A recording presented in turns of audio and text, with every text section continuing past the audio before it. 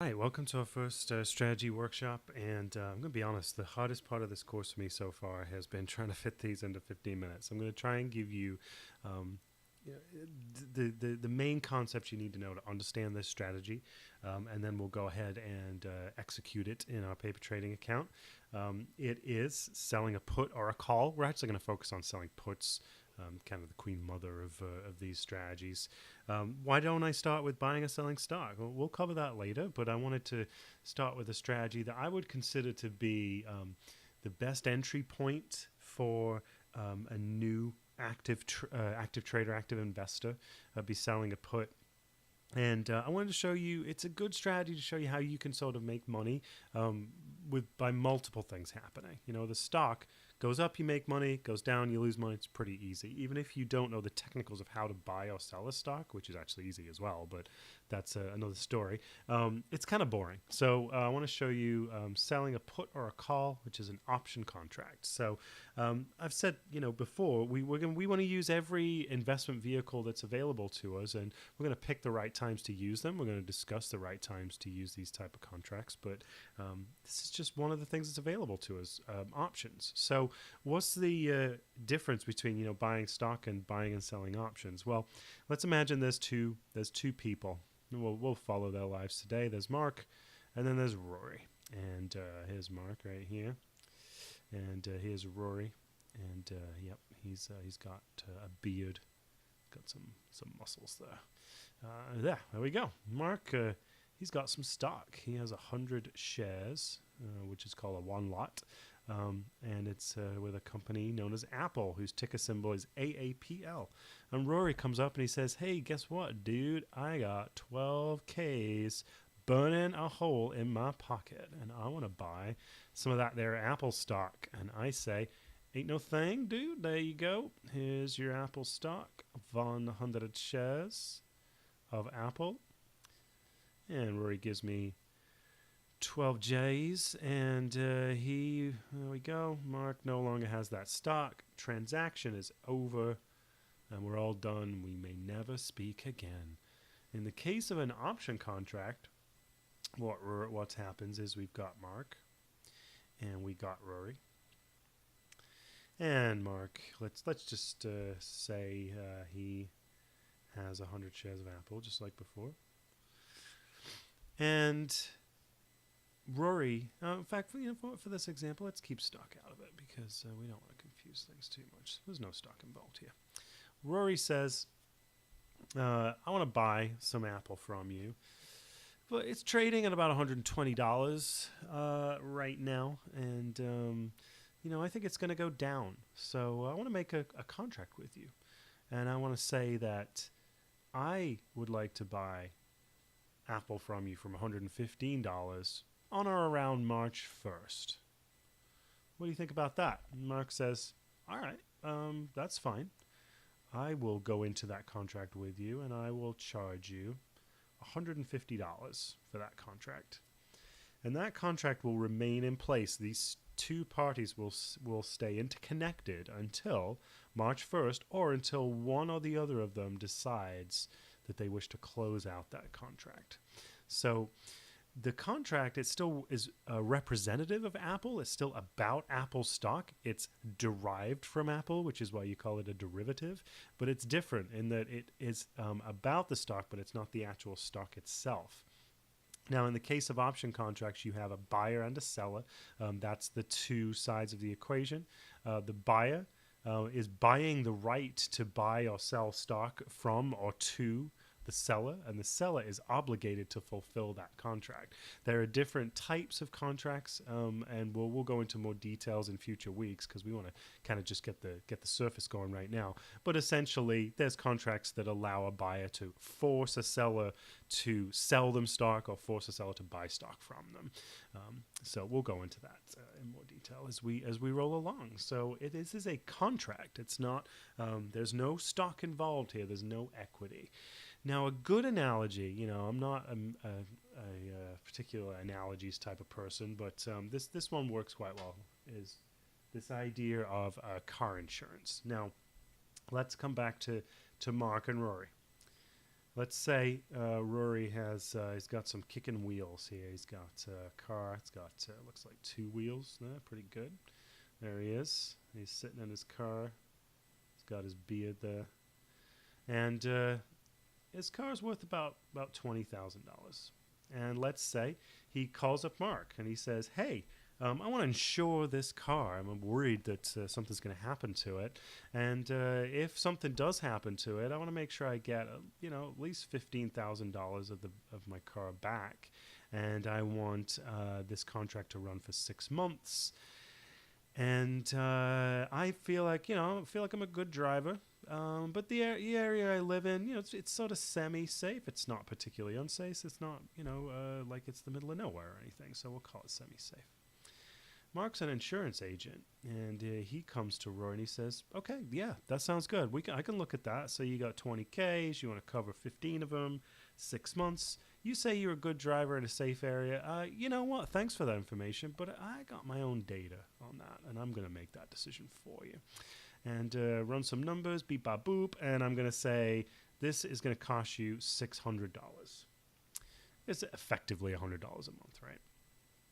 So let's look at some scenarios. Let's say here comes Rory, and he's driving his car around, and everything's great. He drives for 6 months. Nothing happens. All's well and good. How much money has Rory lost during that time? Well, he has lost $600, right? That money has gone to Mark. And Mark has gained $600. Now, Rory's okay with that. He decided to make that choice. It's not like somebody forced him to do that. Let's look at a different scenario. Rory, here he is again in his car. And this is a brick wall. And Rory goes, whee! And he smashes this wall, and his car is totaled. It's now worth $0. Ugh, that stinks. But he has a contract with the insurance agent to say that when this occurs, the insurance agent will pay him $15,000. So let's look at the overall math here. He paid $20,000 for his car. He paid $600 for his insurance, and his insurance gave him back $15,000. So overall, he lost $4,400. I'm good at math. $4,400, right? And if any of my math is ever wrong in the course, please feel free to correct me, okay? So overall, he lost $4,400, which is way better than the $20,000 he would have lost. Let's look at Mark in this scenario. Mark has been paid $600. And then he has a payout that he needed to make of $15,000. And he has this car. Technically, it's a write-off, but let's just say that with a little bit of work, he manages to resell it for, let's just keep numbers round, let's say $5,000, for scrap or whatever it ends up being. So he's got 15,000 here minus this 5. He got to cover the car. That's 10,000. Then he gained 600. So he's lost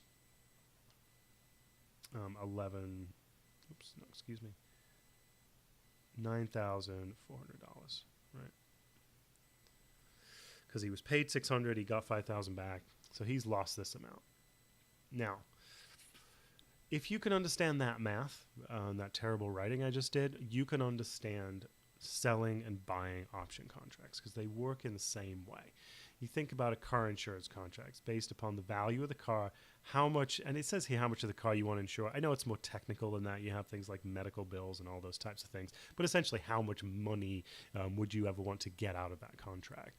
The length of the contract, and then the probability of the owner using the contract. In other words, this is a high-risk area, bad driver, higher probability of using the insurance, and therefore the insurance would be more expensive. The same thing is true in an option contract. So here we look at the value of the investment. So for example, Apple trades at about $120. Something like GameStop, whose ticker symbol is GME, they trade about $20. The options are going to be more expensive for Apple than they are for GameStop. The percentage of the investment you want to represent, which is kind of like how much of the car you want to insure. This is what's called the delta of the option contract. We'll look at that here in a couple of seconds. The length of the contract, pretty self-explanatory there. And then what's called the implied volatility. Now, this is a piece of vocab that we'll come back to many times, but this is the equivalent of like the risk in the trade, in the car insurance. Is a bad drive, a high risk area. Essentially, it's a measure of concern or worry about a stock price. It represents how much the market thinks the stock price is going to move over a given period of time, and whether that movement is considered a lot or a little for that stock. Now, much like a car insurance contract, the value of an option contract decreases as time passes. So if we think about Rory, he lives, I don't know, in LA, let's say, and he needs his car every day. And then he moves, to Manhattan, and he don't need no car anymore, so he sells his car. Goodbye, car. And then he calls up his insurance company, and he says, I've been using my insurance for 2 months. I just sold my car. I don't need it anymore. And the insurance goes, that's no problem. We'll cancel your contract and we'll give you $400 back. He's essentially used $200 of that $600 contract. The same thing can happen with options. Now, here's the cool part. Where the analogy breaks down is the fact that when you look at the value or the premium associated with this insurance policy, that $600, that is a fixed amount, right? And why I've just opened up Google Hangouts, I don't know. Apologies. That is a fixed amount. You pay $600, that's it. Now, number one, this is not true of option contracts. Any one of these variables changes from moment to moment. So that means if you've got a contract, let's say you have a put contract, and the implied volatility, the IV of the stock goes up, that contract will get more expensive immediately. Just happens, changes. It's not fixed. Now, the other thing that's cool is that this contract can be closed out by the buyer or the seller at any time. Now, as much as insurance companies sort of reserve the right to cancel a contract, it's pretty extreme for that to happen, right? That's not the case with options. You can close out the contract to the buyer or the seller at any time. Now, what that means is, if you think about it, let's just say everything stays the same. The stock price stays the same. The volatility doesn't change. All that changes is time. The one thing we're guaranteed here is that time passes. So let's say you sell an option contract, 50 days, let's say, and you hold it. You're the seller of that contract for 25 days. It's not going to be exactly this, but let's just say for easy math, it loses 50% of its value. At that 25th day, you can turn around and close that, and you will make that 50%. So you can close it any time, whether you're the buyer or the seller, which is kind of cool.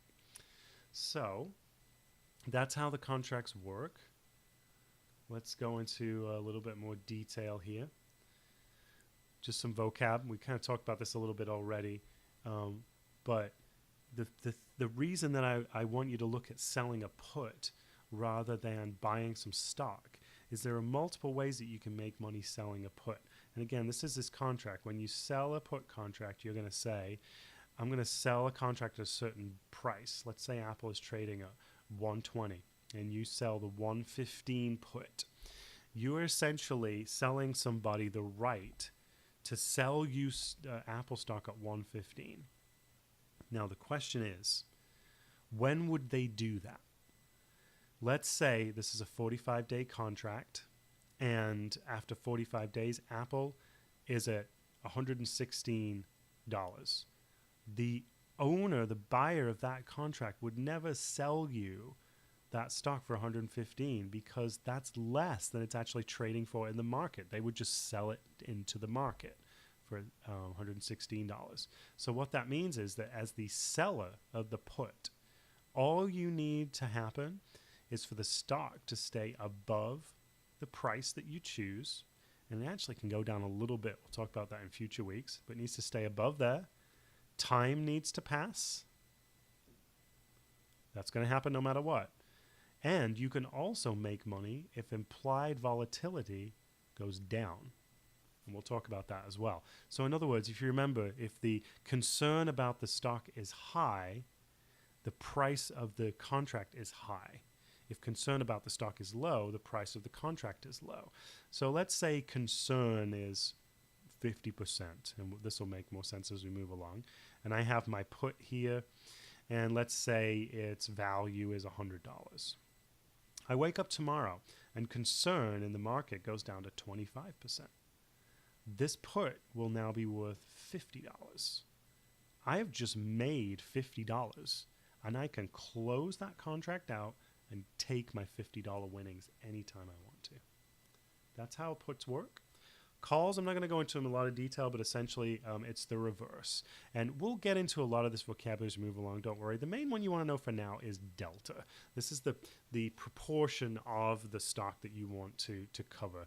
We'll talk about theta, which is time passing, and vega, which is volatility, in some other videos. All right, so we're up after our 15 minutes, so let's jump into our activity. We are going to find a stock. This is your activity in your paper trading account.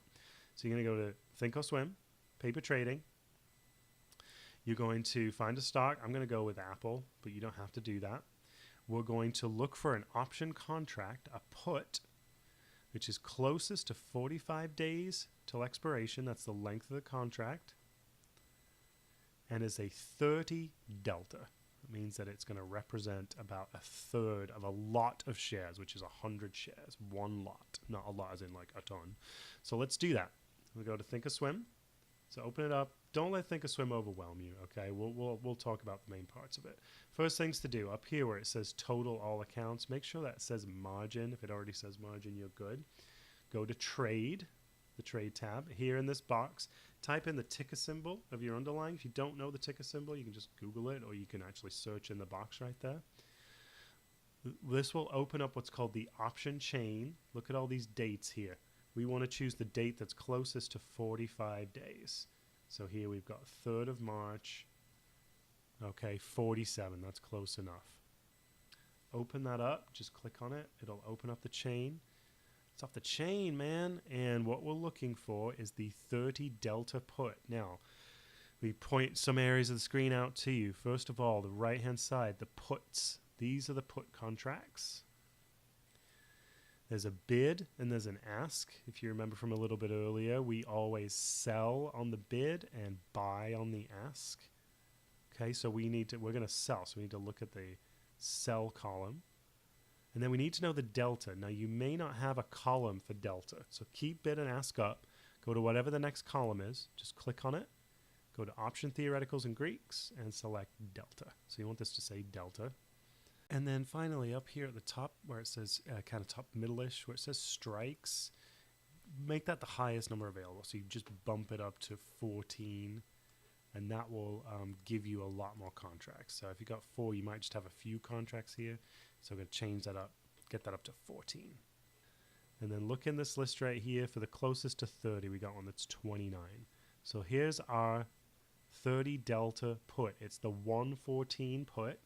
And if you remember what this essentially means, we've got, this is the 3rd of March. So in order for us to be successful on this put, Apple needs to stay above 114 by the 3rd of March. We will also make money on this put if Apple goes higher for each day that time passes, and if implied volatility reduces. Now, let me just do goes down for Ivy. The implied volatility is over here. And if I can move this stupid thing out of the way. Come on, buddy. You know you want to. There we go. The implied volatility of these percentages, look here, 20th of January is 16. We'll ignore the minis for now. Don't worry about the minis. We got 17 and so on. If this number right here, which is 20.71, if this goes down I will make money. So I have 3 ways to make money. Stock going up, time passing, implied volatility going down. So let's actually sell that put. So just take your mouse, find the 30 delta put, and one of these days I'll work out how to move that thing. Delta is 30, 47 days in this case. Click on the bid. One tiny thing here, I'll tell you what this means later, but change where it says day here, change that to GTC, and just go confirm and send, and send. And as soon as the market opens, or if the market's already open, that order will get filled and you'll have successfully sold your first put. And then we will follow along with how that trade works. So enjoy selling your puts. We'll go into this a lot more detail as the course goes on. Great work, everybody.